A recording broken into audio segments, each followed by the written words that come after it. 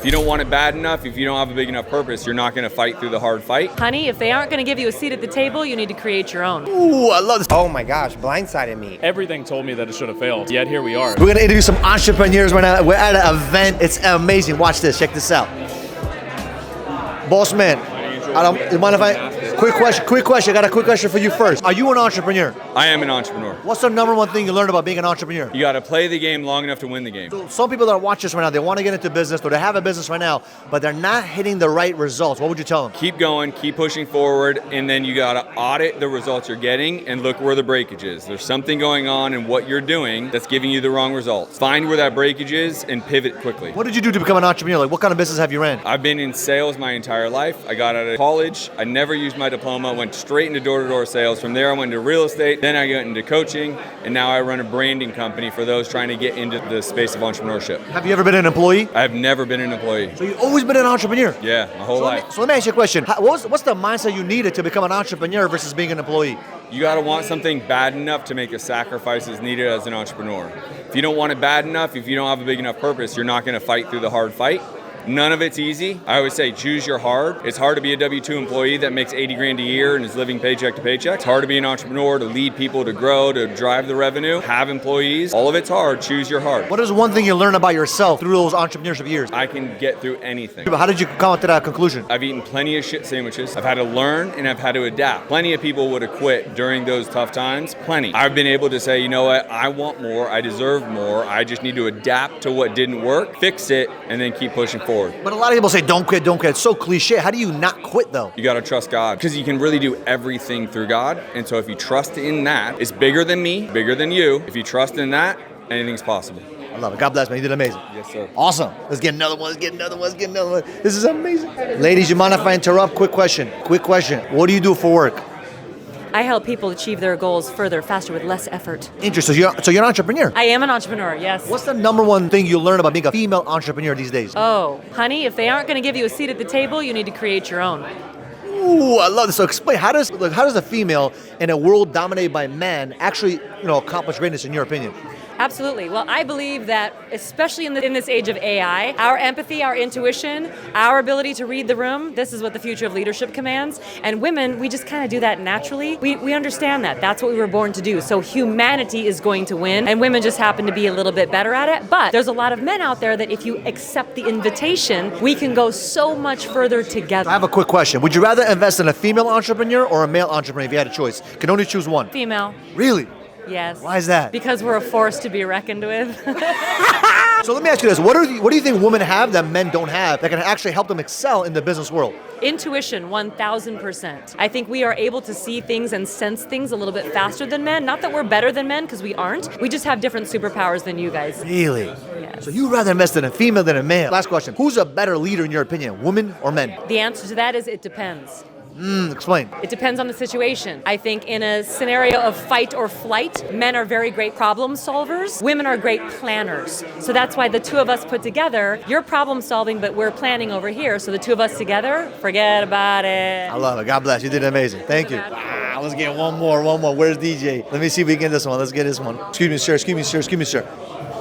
me, sir. I got a quick question for you. I know you're getting some grub. You have a quick question to inspire some young entrepreneurs? Oh my gosh, blindsided me. Let me ask you a quick question. Are you an entrepreneur? Absolutely. What's the number one lesson you learned about being an entrepreneur? I would say that we can control more than we think we can control, right? We can't really control our thoughts, but we can control what we believe. We can control what time we get up, what we eat. So a lot of times you have to control the controllables, and the things that we can't control, we spend so much time trying to control the things that we can't control, right? Is a client ghost us, or things that cause us a lot of stress, so we make things a lot of times bigger than they are. So I would say just learn to control the controllable and create a great routine. And so I would say if you show me someone's routine, their habits, and their self-talk, I'll tell you what their future is going to look like. Let me ask you a question. What did you do for your entrepreneurial journey? For entrepreneurial journey, But in both. yeah, I played professional baseball. I Really? was a San Francisco Giants 6 pick in 1991. No way. Yep.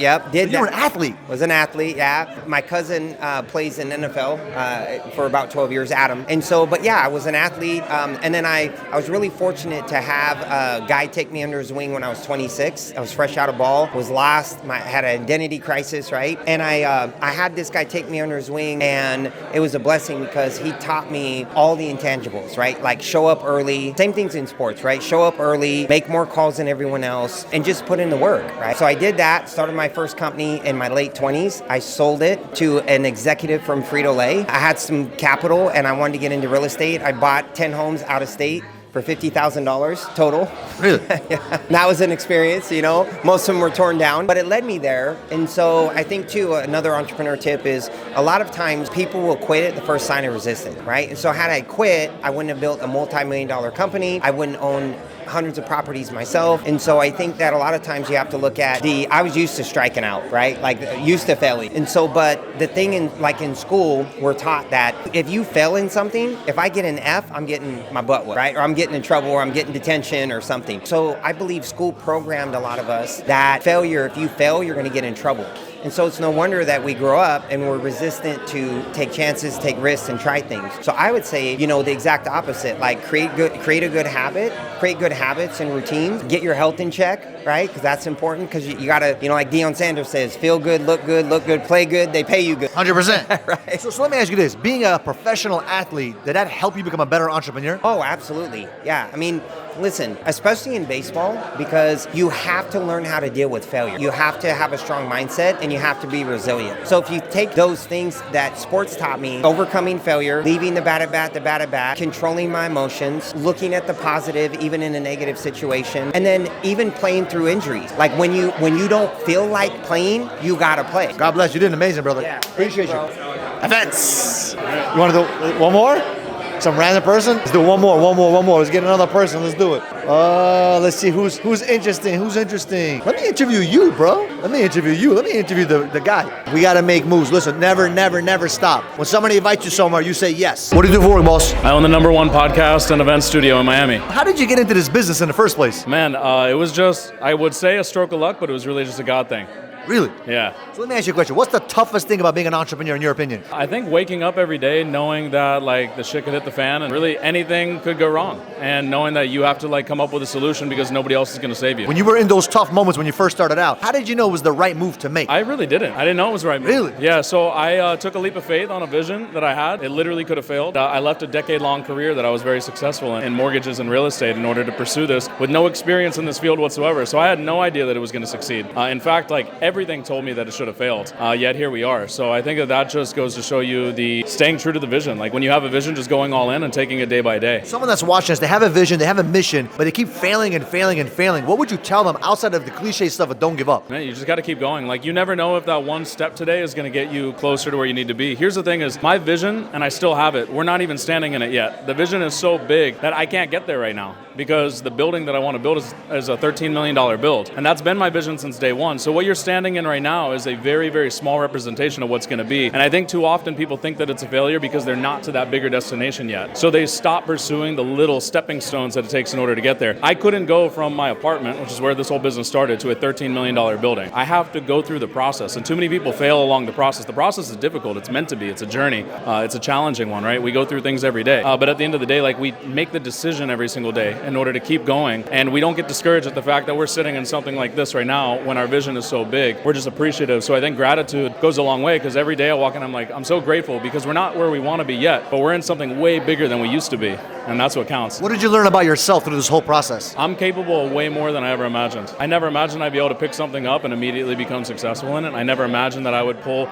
half the celebrities in Miami would be sitting in my living room recording. Never imagined that I'd have contracts and friendships and relationships with some of the most influential people in the entire city, perhaps the world. And that all happened just because of taking that decision or that action every single day to make the move. Wow, that's amazing. So just one decision led you. Yeah, that's it, man. Someone that's watching this, they're really, really, really close to making that decision, but they're just not there area. They're on the fence. What would you tell them? You got to make the move. Take the action, whatever that is for you. If you have a vision, if you have a dream, if you have something even outlandish, if it's so outlandish that everybody around you says that it can't possibly happen, well, that's because they don't believe it can happen for them. But if you can believe that it'll happen for you and you can just take that decision today, make that decision, take the action, go all in.